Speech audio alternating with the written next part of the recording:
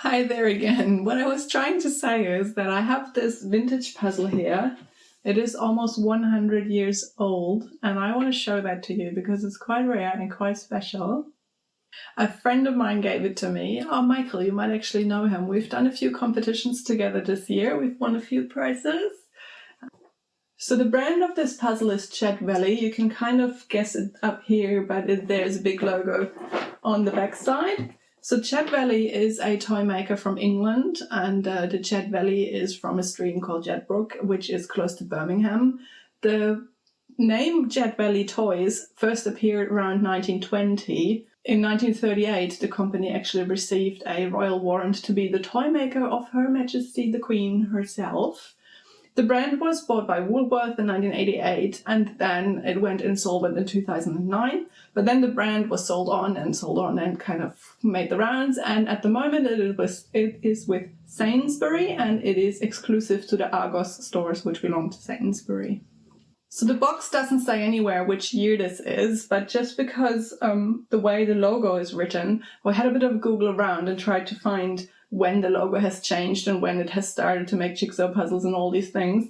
And based on the Google researches, what we could kind of estimate is that it is from the early 1930s. So it is not quite 100 years old, maybe just 95, but pretending it was 100 years old in the title makes it a much better title, you know what I mean? So it might be just only 95 years old. So it's still pretty damn old, but it might only be 95 years old. But to put that into perspective, this puzzle here went through the Second World War and still has all pieces intact, and I think that's quite impressive. So I just want to put in perspective what it means to be from the early 1930s. So in the early 1930s, there was the Great Depression. The First World War had already gone. Well, people might not have called it that. It might just be called the Grand War because there was no Second World War yet, so why would you call it the First World War? First World War, why do you keep calling it that? But people are saying maybe they still call it the First World War because it was the first time someone, like the whole world, came together for war. Anyway, enough about war.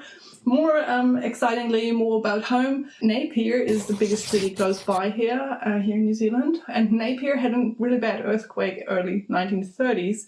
And they rebuilt the town in like the modern architect style of the day. The trend from the US was Art Deco. So all of Napier is rebuilt in Art Deco and still is today. So it's pretty amazing. And if you ever want to see it, like it's very popular with American tourists because Art Deco came from the US.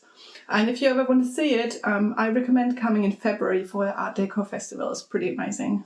Let's have a look at a few movies that came out back then. So silent movies were still happening in the early 1930s. They were just on the way out. So audio in movies was brand new, the latest and greatest. And because audio wasn't in movies before, musicals were obviously really popular because they were showcasing the new technology of audio in movies. So the highest grossing movie in the decade 1930s was Snow White and the Seven Dwarfs from 1937. I'm not sure about you, but I have actually seen that multiple times. And I know this footage here is Alice in Wonderland, but I don't have any Snow White footage. And I was told that Disney is especially tricky when it comes to copyright. So bear with me. But in terms of distributor rentals, Gone with the Wind from 1939 was the highest grossing movie.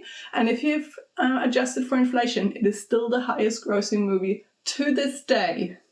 Seconded by Avatar 2009 and Titanic 1997. Which I'm just mentioning because it's the only thing I have footage for. Anyway, let's come back to the puzzle itself. So the image is called Harvest Time. So the artist is unfortunately unknown to me. I was trying to find out based on Googling for the title, doing an image reverse search. I could not find out who the artist is. It is a painting called Harvest Time. So you can see two men here harvesting probably grain, wheat of sorts, putting it onto the wagon. The horse-drawn wagon has a white horse. There's also a brown horse.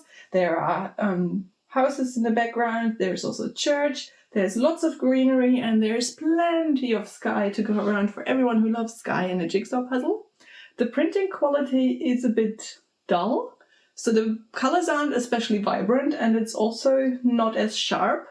And I'm always wondering if an image is that old, is that actually the printing quality from back then? So is that how it was back then? Or did the colors fade away over the years? Like, was the technology already so advanced that you could produce something really vibrant and nice? Or did it just fade away over the years? So I kind of want to know, how did it look when it was brand new? Did it look the same or did it look different? I'm always torn and never really know, because it's easy to think everything just faded away, but maybe that's not the case. I don't know. So this puzzle here has 500 pieces. So it says on the back about 500. So I was wondering, is that like 450, 550, anything in between? So obviously I counted all of them and it is exactly 500 pieces. And when you look at the pieces, you will first notice the unusual piece shape. Isn't that interesting? They are so random. It's quite cool. But enough talking, let's get puzzling!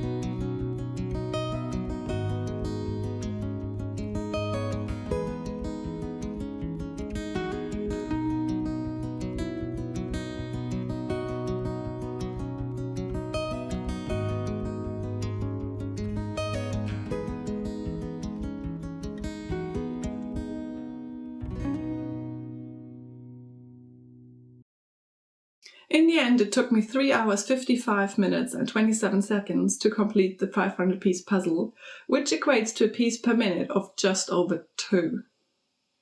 It is hard to predict which piece belongs into a gap, since you can never be sure if it's one piece that exactly looks like that, or if it will be multiple pieces sharing the spot. It is my slowest 500-piece puzzle to date, but the next slowest, the BBC Penguin Pandemonium, it's not officially called like that, I'm just calling that because it was a nightmare, is just a minute and a half away, and that had regular shaped modern pieces, but the penguins, yeah.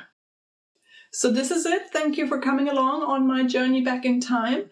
Let me know down in the comments, what is the oldest puzzle that you have ever done?